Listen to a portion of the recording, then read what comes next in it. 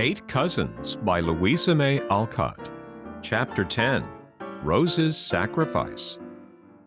There certainly were larks on Campbell's Island next day, as Charlie had foretold, and Rose took her part in them like one intent on enjoying every minute to the utmost. There was a merry breakfast, a successful fishing expedition, and then the lobsters came out in full force, for even Aunt Jessie appeared in red flannel. There was nothing Uncle Alec could not do in the water, and the boys tried their best to equal him in strength and skill, so there was a great diving and ducking, for everyone was bent on distinguishing himself. Rose swam out far beyond her depth, with Uncle to float her back. Aunt Jessie splashed placidly in the shallow pools, with Jamie paddling nearby like a little whale beside its mother, while the lads careered about, looking like a flock of distracted flamingos, and acting like the famous dancing party in Alice's Adventures in Wonderland. Nothing but chowder would have lured them from their gambols in the briny deep.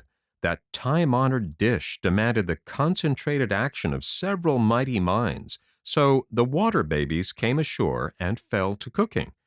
It is unnecessary to say that when done, it was the most remarkable chowder ever cooked, and the quantity eaten would have amazed the world if the secret had been divulged. After this exertion, a siesta was considered the thing, and people lay about in tents or out as they pleased, the boys looking like warriors, slumbering where they fell.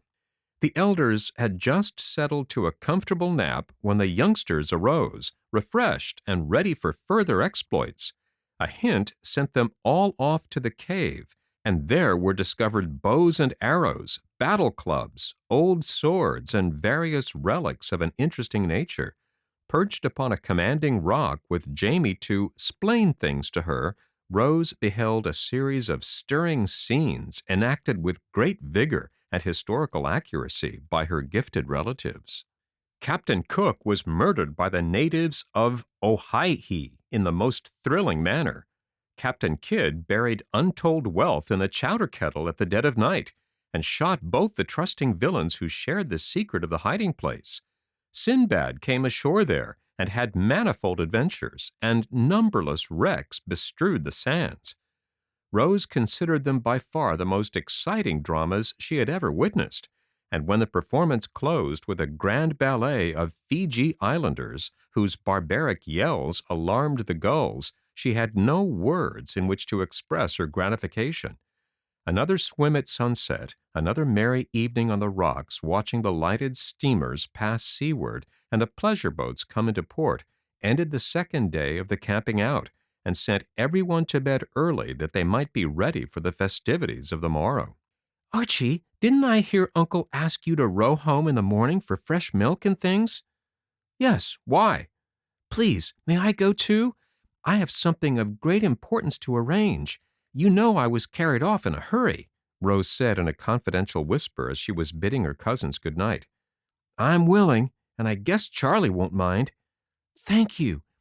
Be sure you stand by me when I ask leave in the morning, and don't say anything till then, except to Charlie. Promise?" urged Rose, so eagerly that Archie struck an attitude and cried dramatically, "By yonder moon, I swear!" "Hush! It's all right. Go along." And Rose departed as if satisfied. "She's a queer little thing, isn't she, Prince?" "Rather a nice little thing, I think. I'm quite fond of her." Rose's quick ears caught both remarks, and she retired to her tent, saying to herself with sleepy dignity, "Little thing, indeed! Those boys talk as if I was a baby. They will treat me with more respect after tomorrow, I guess." Archie did stand by her in the morning, and her request was readily granted, as the lads were coming directly back. Off they went, and Rose waved her hand to the islanders with a somewhat pensive air, for an heroic purpose glowed within her, and the spirit of self-sacrifice was about to be illustrated in a new and touching manner. While the boys got the milk, Rose ran to Phebe, ordered her to leave her dishes, to put on her hat, and take a note back to Uncle Alec, which would explain this somewhat mysterious performance. Phebe obeyed, and when she went to the boat, Rose accompanied her, telling the boys she was not ready to go yet, but they could, some of them, come for her when she hung a white signal on her balcony. "But why not come now? What are you about, miss? Uncle won't like it," protested Charlie, in great amazement. "Just do as I tell you, little boy. Uncle will understand and explain. Obey as Phebe does, and ask no questions. I can have secrets as well as other people," and Rose walked off with an air of lofty independence that impressed her friends immensely. "It's some plot between Uncle and herself, so we won't meddle. All right, Phoebe? Pull away, Prince." And off they went to be received with much surprise by the islanders. This was the note Phoebe bore. "Dear Uncle, I am going to take Phoebe's place today and let her have all the fun she can. Please don't mind what she says, but keep her and tell the boys to be very good to her for my sake. Don't think it is easy to do this. It is very hard to give up the best day of all, but I feel so selfish to have all the pleasure and Phoebe none, that I wish to make this sacrifice. Do let me, and don't laugh at it. I truly do not wish to be praised, and I truly want to do it. Love to all, from Rose." Bless the little dear. What a generous heart she has. "Shall we go after her, Jessie, or let her have her way?" said Dr. Alec, after the first mingled amusement and astonishment had subsided. "Let her alone, and don't spoil her little sacrifice. She means it, I know, and the best way in which we can show our respect for her effort is to give Phoebe a pleasant day. I'm sure she's earned it." And Mrs. Jessie made a sign to the boys to suppress their disappointment and exert themselves to please Rose's guest. Phoebe was with difficulty kept from going straight home, and declared that she should not enjoy herself one bit without Miss Rose.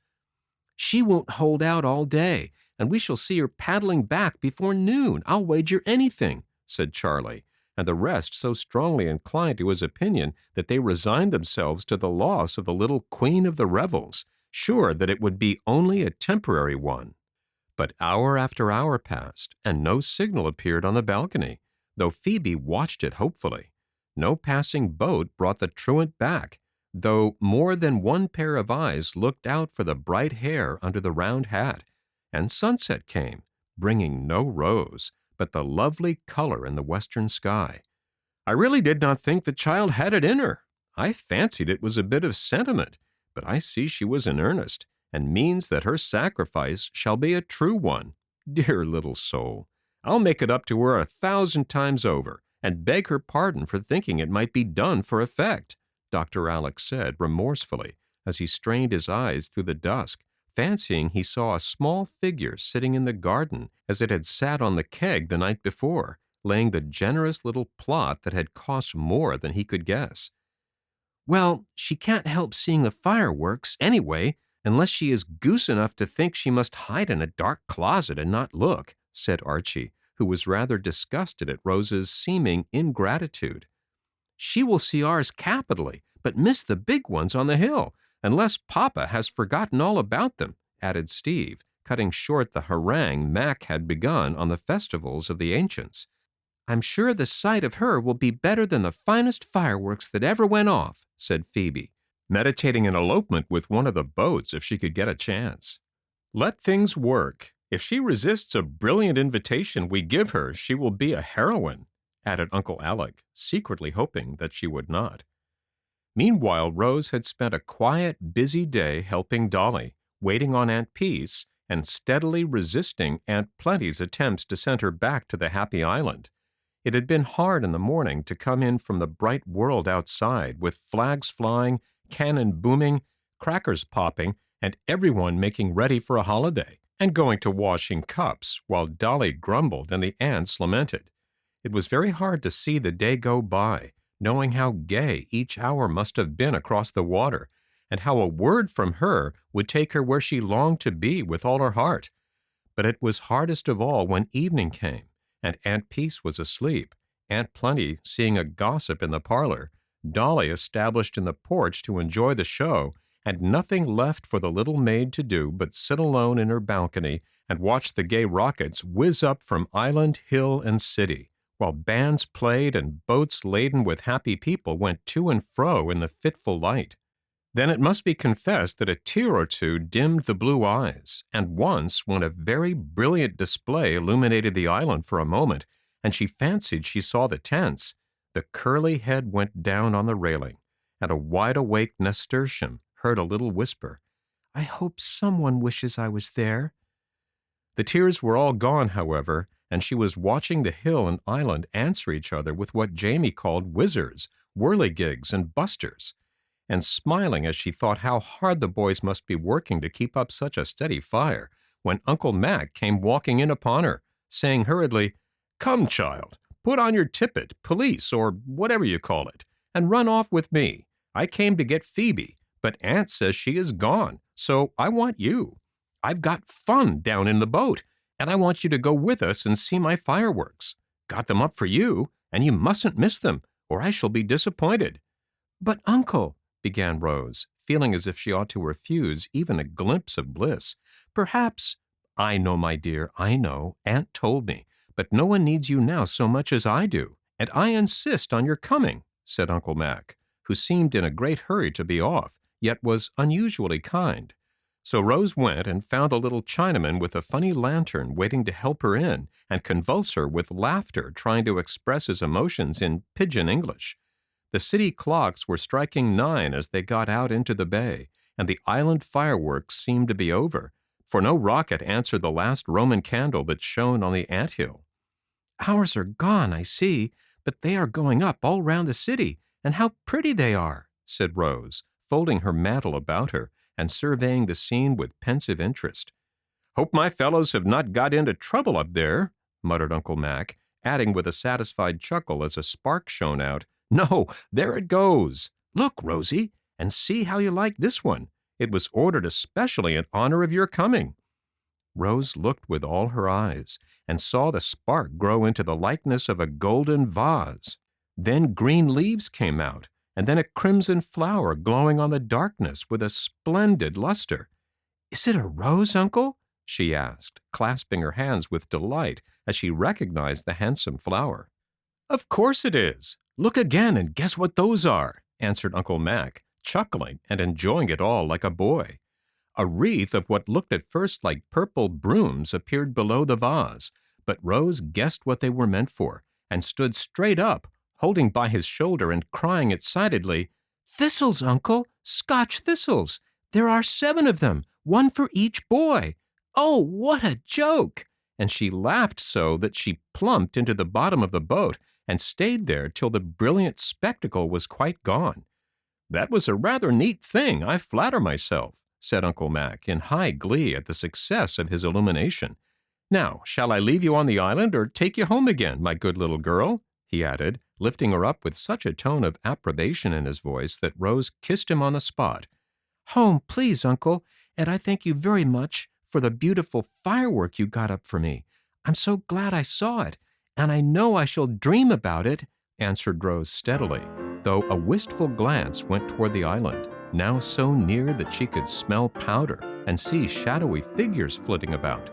Home they went, and Rose fell asleep, saying to herself, "It was harder than I thought, but I'm glad I did it, and I truly don't want any reward but Phoebe's pleasure."